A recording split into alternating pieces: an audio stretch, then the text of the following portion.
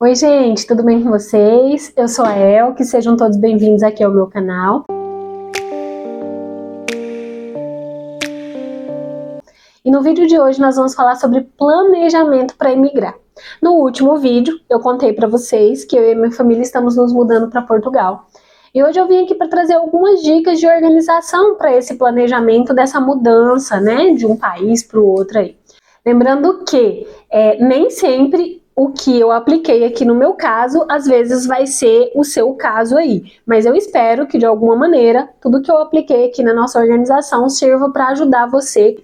Eu tô aqui com o meu computador do lado, porque eu fiz, claro, uma listinha de como que foi a nossa organização.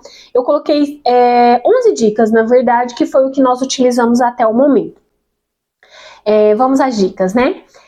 O primeiro passo quando você vai emigrar para qualquer lugar, ou que seja até qualquer tipo de mudança, o primeiro passo é conhecimento a respeito do local. Então, conheçam o país para onde você está indo. Cultura, clima, como que é o trabalho na região que você vai morar, como que é os estudos, se você tem filho pequeno que vai estudar, ou até você mesmo que vai dar continuidade aí nos seus estudos. Então, conheçam o país. Isso vai influenciar e vai dizer se é aquilo mesmo que você deseja para você e para sua família, tá bom? Primeiro passo, conheçam o país para onde vocês estão se mudando, tá bom?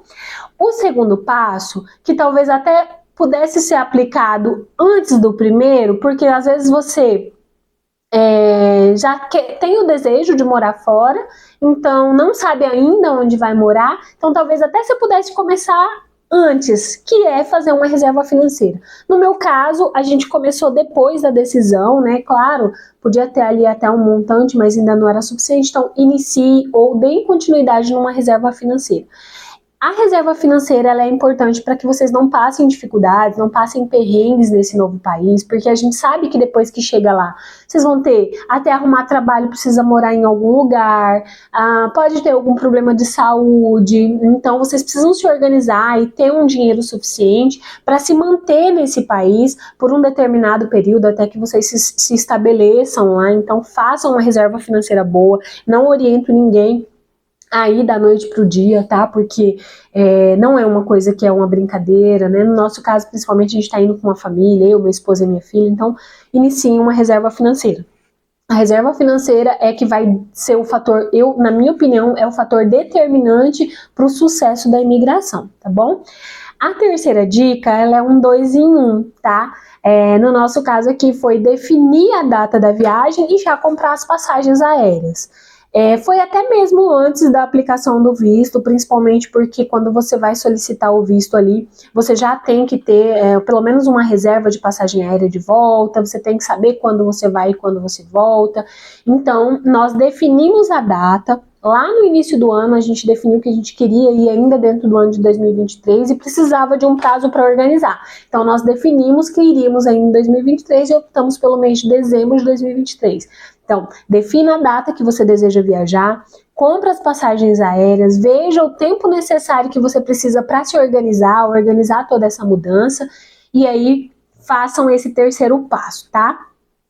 O quarto passo que eu anotei aqui, o reconhecimento dos estudos. Só que assim, não necessariamente só o reconhecimento. O que é? Você precisa fazer com que os seus estudos aqui no Brasil ou dos seus filhos tenham validade lá em Portugal. Para isso, você vai ter que tirar um histórico escolar ou um diploma, né? Para quem já é formado aí, um diploma. Eu oriento a pegar atualizado essas vias. Então, por que eu coloquei ele bem no início do nosso planejamento? Porque esses documentos, eles podem demorar para ser emitidos pela escola ou pela faculdade. Como exemplo aqui, o histórico escolar a gente conseguiu muito rápido, acho que foi 30 dias já estava pronto. No entanto, o meu certificado, o meu diploma da faculdade, que eu solicitei há muito tempo, até hoje não chegou. Depois que esses documentos eles chegam até você, você precisa fazer o reconhecimento, que é o apostilamento de AIA. Mas nada mais resumindo, que é fazer com que o seu diploma, o seu certificado, o seu histórico escolar, que foi emitido aqui pelo Brasil, ele tenha validade lá no país que você está indo, tá? Para que o seu histórico tem a validade, você precisa fazer esse apostilamento diário. O apostilamento, ele tem um prazo de validade. Então, primeiro, solicitem o documento na instituição de ensino de vocês, porque ele tem um prazo, e mais próximo da viagem, vocês façam o apostilamento, tá? Então, reconheçam os estudos de vocês para poder dar continuidade lá no país para qual vocês estão imigrando. No nosso caso aqui, a gente já pegou, com exceção do meu diploma da faculdade, mas o histórico escolar a gente já pegou e só vamos deixar para fazer o apostilamento mais próximo da viagem. Esse é o quarto passo, o reconhecimento dos estudos. O quinto passo é escolher a cidade onde vocês vão residir. Lembrando que a escolha da cidade, existem muitos fatores que podem influenciar. Se você está indo para estudar, às vezes a pessoa está saindo aqui do Brasil para fazer um mestrado lá. Então, onde você vai residir? Você vai residir onde tem a faculdade que você vai fazer o seu mestrado. Não, eu estou indo a trabalho, eu já tenho um contrato de trabalho, então você tem que residir naquela cidade ou uma cidade muito próxima de onde você vai trabalhar. Tem também aquelas pessoas que não vão nem para estudar, nem para trabalhar de início, eu quero mudar de vida, estou mudando de país e quando eu chegar lá, eu vou escolher, aí eu vou procurar um trabalho em alguma área que me sirva de alguma maneira. Então, como que você vai fazer a escolha da cidade que você vai morar? Qual que é a oferta de emprego, como que é o clima, porque às vezes você vai e não se adapta, você não é adepta do frio, por exemplo, então você já sabe que você não pode ir muito para o norte do país, você tem que ir mais para o sul, então tudo isso influencia na escolha da cidade que você vai residir, tá bom? O sexto passo, ele tem a ver também com documentação. Ele pode ser aplicado antes ou no meio do planejamento. No nosso caso aqui foi organizar toda a documentação, que seria o passaporte. Aqui em casa só eu tinha passaporte, então eu tive que fazer nós tivemos que fazer, né, da minha filha, do meu esposo. Foi o passaporte, que tem que estar válido também, tá? Se você tem passaporte já, você tem que ver se ele está dentro do prazo de validade. Não viajar com ele próximo a vencer, até porque você nem consegue entrar se ele estiver muito próximo do vencimento, tá bom? Solicitar o PB4 ou fazer o seguro viagem, né? Que é para o PB4, o que ele é? É para você ter uma assistência à saúde pública lá em Portugal, tá? O PB4 é como se fosse, ele substitui ali o seguro viagem em alguns casos, ele é como se fosse o seu cartão do SUS que vai ter uma validade e você consegue ser atendido pela saúde pública lá em Portugal. Esse também é um tema que a gente pode até gravar um vídeo, se for o caso, para explicar o que significa o PB4. Claro que se você está se organizando aí para imigrar, você já sabe o que são todos esses documentos, tá bom? E são importantes e necessários para você não só solicitar o visto, como conseguir entrar no país também, tá bom? Passaporte, solicitar o PB4 ou um seguro de viagem,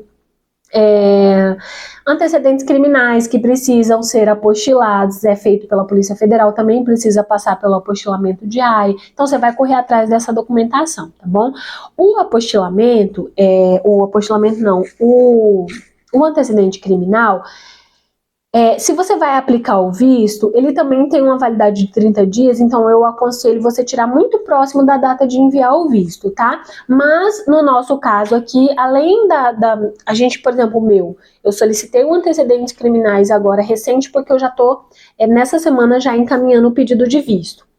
Então, ele precisa ser recente. Mas como ele tem validade de 30 dias, antes da gente viajar, eu vou solicitar um novo antecedente criminais, fazer um novo apostilamento para a gente poder levar esse documento válido, tá bom? Outro documento de extrema importância, que eu aconselho muito vocês verem a data de validade, é a CNH. Porque se você está indo para residir, para quem não sabe, a CNH brasileira ela é aceita lá em Portugal, tá? Claro, desde que dentro do prazo de validade.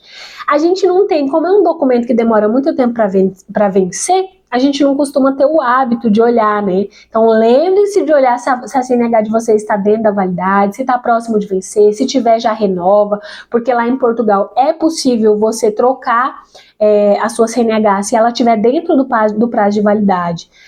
Por uma carta portuguesa, mas lembrem-se que vocês estão indo, que até que vocês se adaptem, né, até se adaptar, até se organizar tudo, às vezes você não vai ter tempo de trocar essa carta dentro do prazo de validade, e aí se você deixar ela vencer, você não consegue mais trocar, você vai ter que vir aqui no Brasil para renovar, então eu aconselho olhar se a CNH de vocês está dentro do prazo de validade, tá? A sétima dica é solicitar, o sétimo passo, digamos assim, é solicitar o visto, tá? Você vai entrar, no caso de Portugal aqui, toda a documentação ela passa pela VFS Global. É eles que analisam os documentos e mandam lá para o consulado. Você tem que entrar lá no site e ver qual que é o visto se adequa ao seu caso concreto. No meu caso aqui, do meu esposo, a gente vai com o visto de procura de trabalho. E, claro, tem outras autorizações de residência, outros tipos de visto, você vai ter que dar uma estudada e pesquisar qual que é o melhor visto que se aplica. Então, o 7º passo é solicitar o visto que melhor se enquadre nas suas necessidades, tá? Tem gente, por exemplo, que vai com visto de estudo, né? Tem gente que vai com visto de empreendedor, de nômade digital. Então, você vai ter que ver qual que é o visto que se enquadra para vocês e providenciar toda a documentação necessária. Eu vou dar uma dica aqui que é extra, tá? No caso do visto de procura de trabalho, eu não sei se são todos os vistos assim, mas a VFS Global, ela só aceita o pedido 90 dias antes da data programada para viajar. Antes disso, o que você vai fazer? Correr atrás de toda a documentação para solicitar esse visto, tá bom? Então fiquem atentos aí qual que é o visto, quais são os documentos, não vão sem visto, procurem entrar no país legalmente, para ter, de certa forma, mais facilidades aí e não passar perrengues maiores, tá bom? A 8ª dica é de extrema importância e eu vou falar dela porque eu vou aplicar no meu caso concreto, faça um check-up, né? Aqui em casa nós passamos por um check-up médico, todo mundo, para ver se estava tudo bem, até para não ter nenhum tipo de surpresa quando chegar lá, mas principalmente as pessoas que fazem uso de medicamento contínuo, como é o meu caso, além do check-up, peçam para o seu médico um laudo para que vocês possam entrar no país, para que quando você chegar lá, você passar pelo médico de lá, ele já vai saber qual é o seu problema de saúde. Uma receita médica por um período maior, para que você possa entrar com medicamento, tudo certinho, documentado, né? Esse laudo vai falar que você faz uso do medicamento contínuo, para até que você consiga passar pela saúde lá, seja particular ou seja pela saúde pública, e conseguir uma nova receita para comprar os seus medicamentos lá, tá? Então faça um check-up médico, é extremamente importante. Se faz uso de medicamento, peçam uma receita para um determinado período, um período um pouco maior aí, até que vocês consigam se estabelecer no país, tá bom? A 9ª dica, essa eu acredito que nem todo mundo vai aplicar, mas eu acho que é de extrema importância, é fazer uma procuração pública, né, uma procuração por escritura pública para alguém da confiança de vocês, para que resolvam qualquer tipo de problema aqui no Brasil para vocês, tá? Por quê? Por exemplo, às vezes você não tem nada, você não deixou nada e não precisa resolver nenhum tipo de problema, talvez você ache que não vai ter nenhuma situação que vai necessitar, então ok, não faça uma procuração.